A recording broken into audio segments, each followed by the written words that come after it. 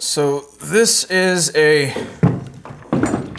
wheelbarrow that has been neglected before we got it. When we moved into the house we have now, the previous owner had this out in the yard and it was rough. It was in rough shape then. Since then we haven't done anything to it, so it's pretty much gone. And well, as a matter of fact, the side closest to me is completely gone, and so is half of the bottom piece. So there's no saving this one. I don't think I can rebuild it. Instead, I'm going to hopefully salvage as much of the metal off of it and just make a new one. I don't know if I can save some of this metal though, because it's not in great shape either. Before I start deconstructing this, I do know that these handles are thicker than any material that I have on hand, so it makes sense for me to go ahead and get some stuff glued up to accommodate these handles first. Now I know red oak isn't the most rot resistant material to be using for outdoor stuff. However, I've got a bunch of it that needs to be used, and I can always apply some protective outdoor finish to it to slow down the rot process, or prevent rot, I should say.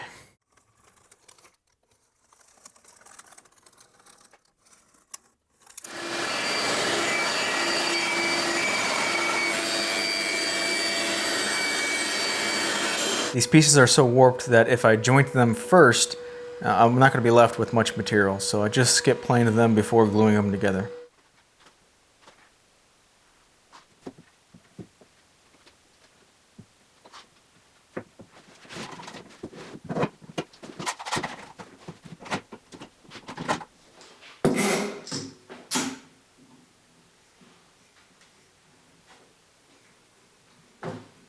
So originally a wheelbarrow like this has removable sides, that way you have like this L-shaped platform. You can put longer items left and right on it, like a bunch of sticks or something like that, branches from the yard. I don't know if I necessarily need to have these removable. I may just end up building something that screws in place, but this post back here fits into this hole, and then the whole side panel fits inside this metal bracket, and it's probably going to fall apart.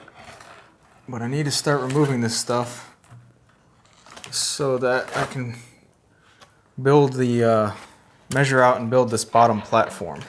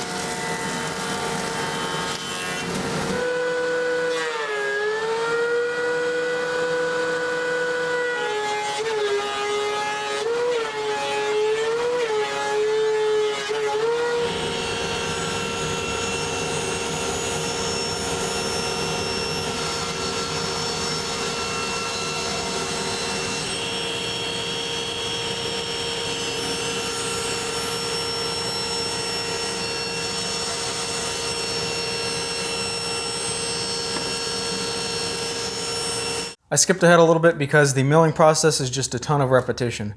Where I'm at now is I've got both of the handles square on all four sides, as well as the bottom sides and front. Now for the bottom, I'm not going to glue these together as a panel and then secure them to the handles. Instead, I'm going to secure them with probably a nail distance in between, 1/16 of an inch in between. Reason being is this is just going to live out in the garden, and I don't want water to pool up on top of the surface if they were nice and flush all the way across. So this will allow water to drain. Now on the side panels, they are already milled up as well, and for these I will go ahead and make a panel because of gravity. I'm not worried about water pooling on any of these surfaces. Same thing goes for the front panel. It's going to be glued together as well. So my objective now for the rest of the night is to get all these in clamps, and then I also want to fill all of the cracks and then small knot holes that will be exposed to puddling water.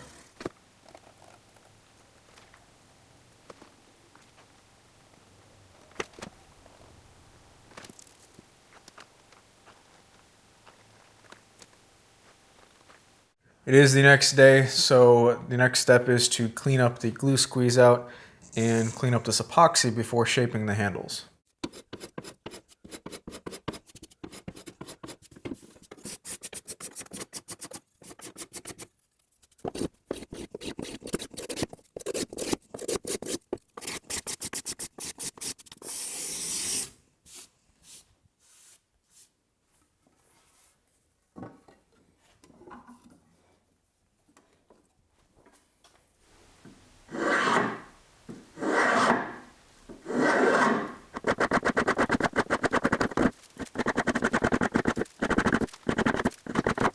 Go Speed Racer, go Speed Racer, go! So at first I just used the spoke shave to create a chamfer all the way around and then blend that chamfer into a handle, and it was just too thick and too bulky. So after the initial shaping, I took both handles and I removed about 1/8 of an inch from both sides and then completed the shaping once again on this piece. And now I'm pretty satisfied with the handle. It's just a little bit less in this direction. Probably not the most efficient way to do this, but it is a lot of fun messing with the spoke shave. So one down, one to go. All right, so I've got 2 scrap blocks back here and then up front, and the length of these scrap blocks represents the exact length on the original at these locations. One up here in the front, and then I measured down an exact 38.5. I believe that was the distance, and made a reference line on both legs so I know where to put this one. This clamp is just loosely in place to prevent the legs or the handles from sliding outward. I can still rack this as needed, but now I need to find the exact location of the bottom piece over here, and I can line it up with my reference lines, but who's to say that it's not twisted in one way or the other? Well, I can use a T-bevel or a bevel gauge, whatever you want to call it, and make sure that I have the same angle on one side as I do on the other, which I do not, so I need to make an adjustment. Left side, it needs to come down just slightly.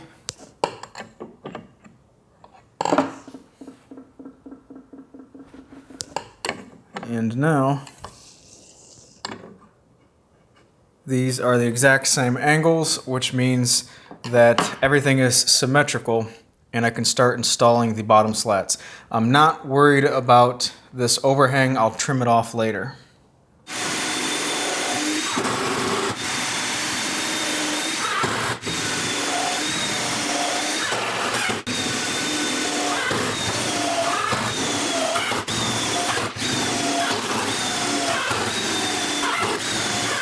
So in order to make the sides removable, there's 2 pieces of hardware that are needed for each side. One is the rear loop and the other is this front 90-degree piece that the side slides into. And unfortunately, one of them is a little brittle and heavily corroded, so I don't quite trust the strength of these long term. Which kind of sucks because I think that would be the easier way to build the new one. So instead, I think I'll just cut some compound angles and secure the sides rather than having them removable.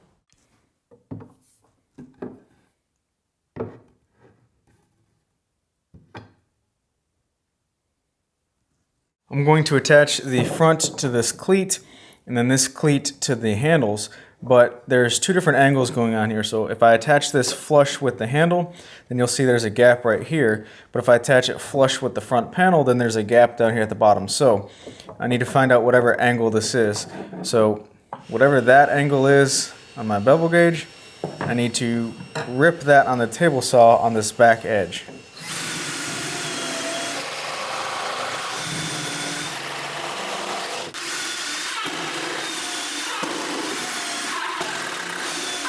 The screws that I'm using are washer head screws, and that's because they work better in an elongated slot or an elongated hole, which is needed to allow for expansion and contraction. This is a solid panel, and I need to allow for expansion and contraction. If not, the panel will break.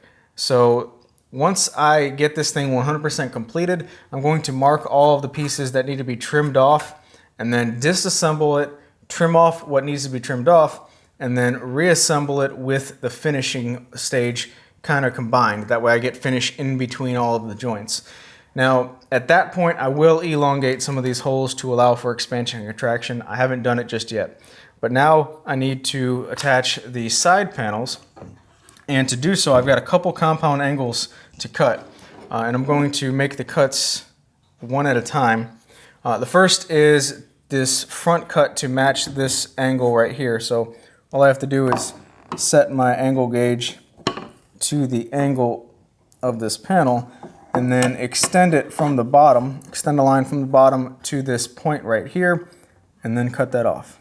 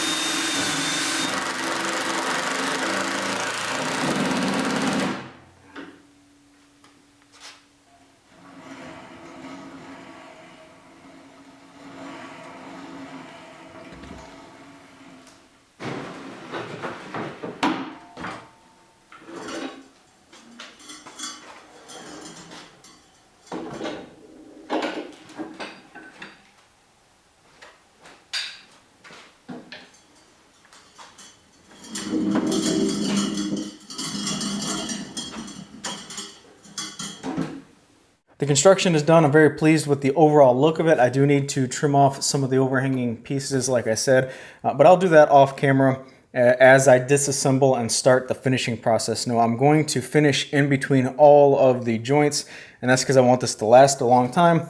And the finish that I'm using is a stain and sealant, a solid color, and my wife chose a somewhat of a burnt red. This is made for decks, fences, and siding, so hopefully it should last a while. It's got a 10-year protection on the front label. So I do also want to take that front wheel off, clean it really good, and give it a nice coat of black paint.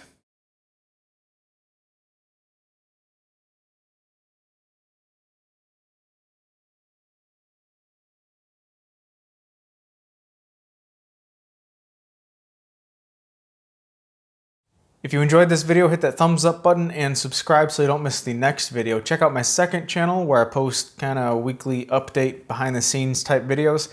And if you want to see some more videos, I've got a couple on the screen you can check out as well. Thanks for watching. You guys take care and have a good day.